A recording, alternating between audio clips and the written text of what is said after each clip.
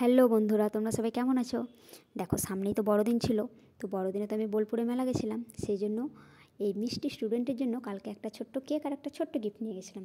তো দেখো, গিফটটা পেয়ে তো খুব খুশি হয়েছে। দেখো ও কতটা খুশি হয়েছে নিজের মুখেই বলছে। শোনো, এটা কে দিয়েছে তাহলে তুই তোমাকে? এটা সন্ধ্যাবার দিয়েছে। হ্যাঁ, কেমন লাগলো তোমার? ভালো লাগলো?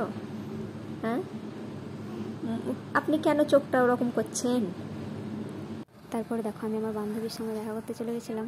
অনেক দিন পর দেখা হলো ওর সঙ্গে। সামনেই ওর বিয়ে, তাই বিয়ের কেনাকাটা করতে এসেছিলাম। প্রথমেই আমরা চলে গেছিলাম এই শুভদার কসমেটিকের দোকানে। তো শুভদা আমাকে বলছে আমার দোকানের একটা ভিডিও বানাও। তো সেটাই বানানো হচ্ছিলো। আচ্ছা, এই দোকানটা বাস স্ট্যান্ডের গলিতে আছে। তোমরা চাইলে প্রত্যেকেই আসতে পারো। কসমেটিকের সমস্ত জিনিস এখানে পাওয়া যায়, বিয়ের সমস্ত জিনিসও এখানে পাওয়া যায়। তো তোমরা চাইলে এখানে আসতে পারো। দেখো, কালকে আমরা পুরো রামপুরহাট ঘুরে ফেলেছি, তবুও আমাদের বাজার করা কমপ্লিট হয়নি। মানে কমপ্লিট তো হয়নি, 10%ও হয়নি। তো কালকে যখন পুরোটা কমপ্লিট হলো না, রিয়া আবার আজকে এসেছিলো বাজার করতে। তো দেখো, আজকে বাজার করতে এসে ও আবার উল্টে আমার ওপর দোষ দিচ্ছে। দেখো, এই মেয়েটা 3 দিন ধরে লেহেঙ্গা পছন্দ করতে পারছে না। দেখেন মেয়েটার মুখটা একবার দেখে নিন। এই ভিডিওটা আজকে পোস্ট হবে। এই দেখুন, কালকে সন্ধে 6টায় বাড়ি গেছে, আজকে আবার এসছে সকাল 6টায়। বাড়ি কখন যাবে আমি জানি না। কি গো, পছন্দ হলো?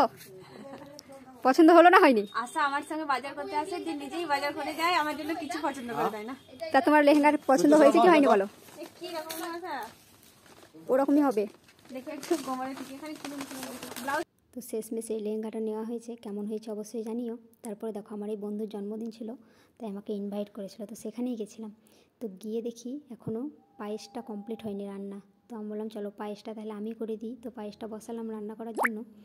দেখো, একটা বন্ধুর জন্য কত কিছু রান্না করেছে। দেখো, এখানে আছে ভাত, ফ্রাইড রাইস, পোলাও, শাক, 5 রকমের ভাজা, তারপরে আছে চাটনি, পায়েস, দই, 2 রকমের মিষ্টি, পাঁপড় ভাজা, মাছ, চিকেন, 5 তরকারি, ডাল।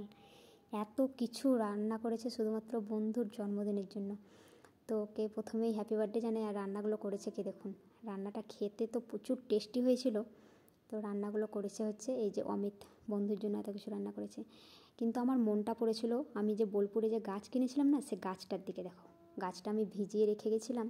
তো ওটাই আমার দেখাচ্ছিল গাছটা কেমন হয়েছে। কারণ এই গাছগুলো আমরা 4টে কিনেছিলাম, 2টো ছোটদা নিয়েছে, 2টো আমি নিয়েছি। তো ছোটদা আমাকে সকালবেলা ফোন করে বললো গাছটা আমার হয়েছে রে। তো আমার আর তর্স হয়েছে না। আমি বলছি আমি আজকেই ডুবিয়ে দেবো, বাড়ি যাব, দিয়ে এই গাছ সমেত নিয়ে যাব। তো যাই হোক, ডুবিয়েছি তো এইটুকু হয়েছে। এসে তো আমি খুব খুশি। বারবার আমি বাইরে বেরোলেই গাছটাকে একবার করে দেখছি। তোমরা কমেন্টে জানাবে অবশ্যই গাছটা কেমন হয়েছে। আর গাছটা আস্তে আস্তে বড় হলে আমি তোমাদেরকে ছবি দিয়ে দেখাবো কেমন হয়েছে। তো চলো বন্ধুরা, ঠিক আছে, আজকে তাহলে এই পর্যন্তই। দেখা হবে পরের ভিডিওতে। টাটা।